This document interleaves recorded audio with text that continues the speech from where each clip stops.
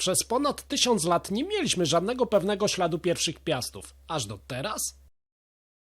Praca zespołu profesora Figlerowicza miała nam odpowiedzieć na to najważniejsze pytanie. Ale czy to zrobiła? Bo być może nadal mamy coś, co zdecydowanie blokuje nam całą prawdę. I dalej, co z pradawnymi Piastami może mieć wspólnego sam Michael Jackson? Podsumowanie badań miało zakończyć wszystko, ale czy rzeczywiście tak się stało? Zapraszam na film.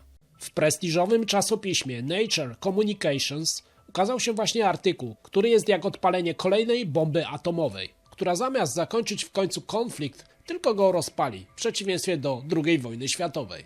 Bo międzynarodowy zespół naukowców ogłosił właśnie wyniki wieloletniego projektu badawczego dotyczącego genomu dynastii Piastów. I zanim pojawią się szokujące nagłówki, to jestem przekonany, że dwie frakcje staną ponownie znów do odwiecznej walki, a pył radioaktywny w postaci medialnych tytułów zacznie nam wszystkim wkrótce spadać na głowy codziennie. Ale zanim to się wydarzy, to zadajmy sobie inne pytanie. Czy rzeczywiście kości zmarłych władców opowiadają nam jakąś przełomową historię?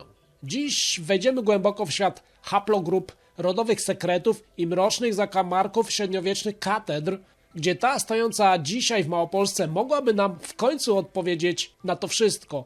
Ale zanim ponownie trafimy do konserwatywnego Krakowa, to sprawdzimy, co naprawdę ukryto w DNA najważniejszego rodu naszej historii.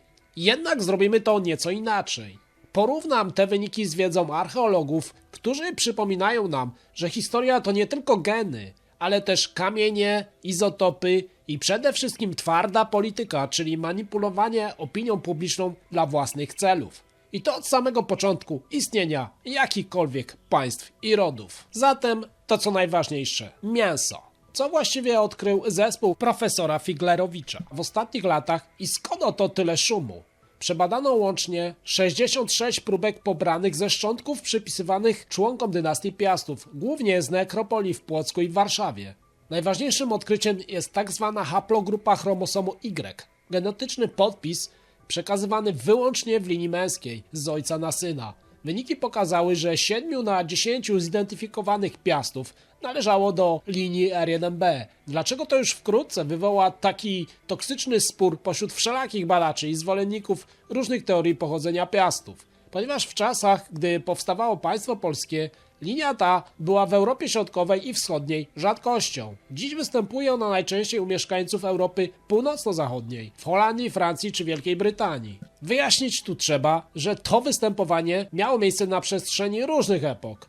Od epoki żelaza poprzez czas Rzymu aż do wczesnego średniowiecza. Autorzy artykułu w Nature postawili więc puść na całość, ale nie zapomnieli o swoistym akademickim bezpieczniku. W swoim stwierdzeniu mówią wyraźnie, że Piastowie mogli mieć pochodzenie nielokalne. Sugeruje to scenariusz, w którym nasi pierwsi rodzimi władcy w IX-X wieku nie wyłonili się z lokalnych rodów słowiańskich, ale była to grupa przybyszów z zachodu, którzy podporządkowali sobie tych dobrych, słabych i do niczego wyższego organizacyjnie oczywiście niezdolnych tubelców. Ale zanim część z was zacznie ze złością pakować walizki Piastów do Normandii, musimy posłuchać głosu rozsądku z pola bitwy, ale archeologicznej.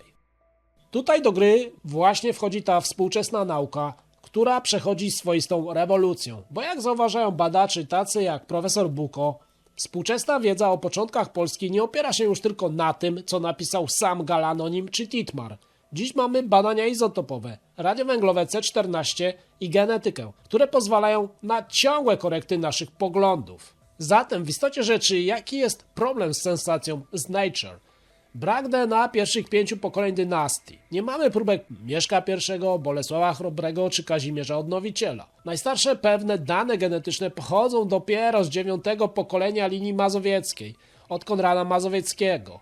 I to jest bardzo kluczowe, bo pomiędzy Mieszkiem a Konradem minęło, słuchajcie, 200 lat. 2 stulecia to naprawdę mnóstwo czasu na to, by w oficjalnej linii dynastycznej doszło do przerwania ciągłości genetycznej poprzez zdradę, nieformalny związek czy jakąś adopcję, czyli wszystkie te brzydkie sprawy, o których się nie mówi i kronikarze nie chcieli pisać. Ale z drugiej strony to nie musiało się przecież też wydarzyć i linia ta dowodzi po części ich zachodniego rodowodu. Więc jaka jest prawda?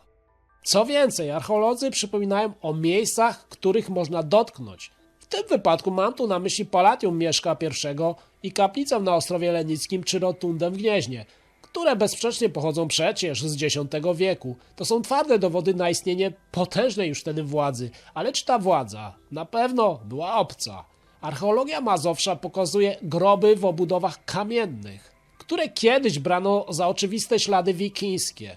Jednak nowoczesne badania tych szkieletów często wykluczają skandynawskie pochodzenie, mimo ewidentnie obcego stylu pochówku. Skąd się zatem to wzięło? No stąd, że technologia i styl życia mogą wędrować szybciej niż geny.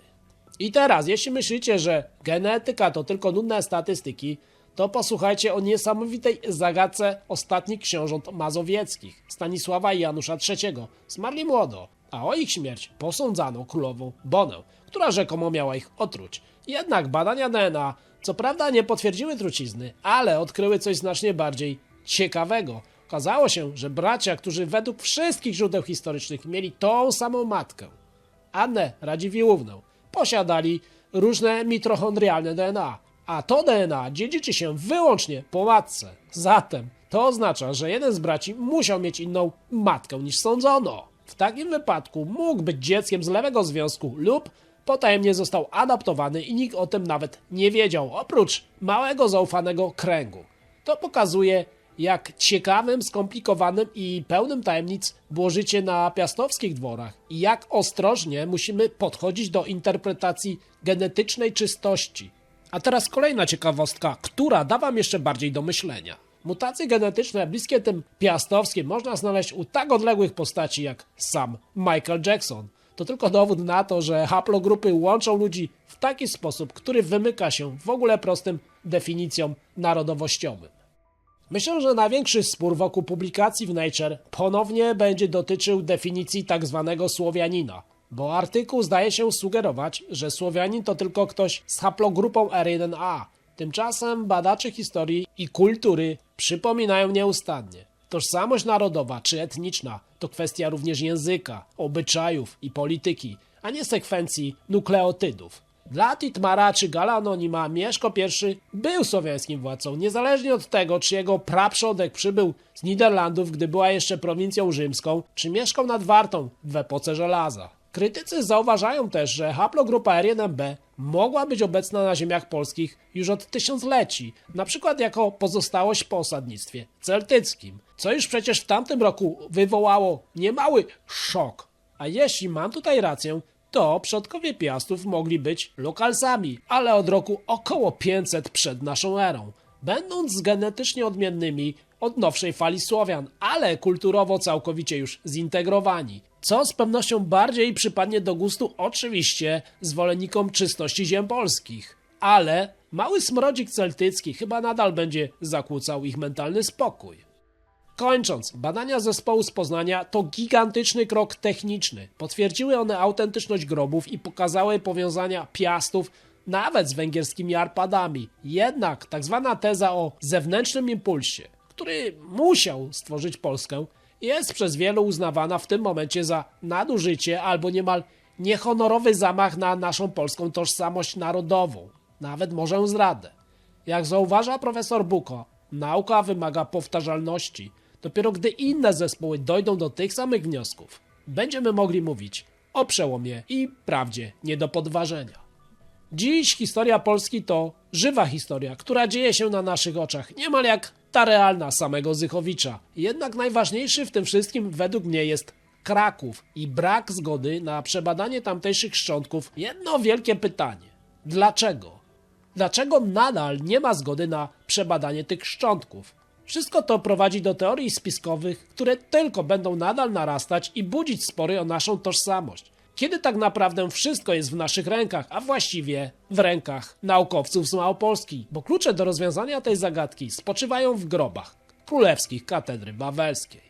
Uważam tak, bo tylko przebadanie szczątków Władysława Łokietka i Kazimierza Wielkiego pozwoli nam zamknąć lukę między Mieszkiem a Konradem Mazowieckim. A do tego czasu pamiętajcie, wasze DNA opowiada historię tylko waszych komórek, ale to kultura i czyny opowiadają historię waszego narodu, tak jak kiedyś zapisał ją sam Gal Anonim. Czyli tak samo jak Piastowie, ktoś, kogo do końca, być może nigdy nie poznamy. I mam nadzieję, że za kolejną dekadę, kiedy w końcu rozwiążemy ten problem, będziemy mogli sobie coś otwarcie powiedzieć. Że Polak wcale nie musi być zawsze mądry po szkodzie. I w końcu nie jesteśmy sami sobie czemuś winni.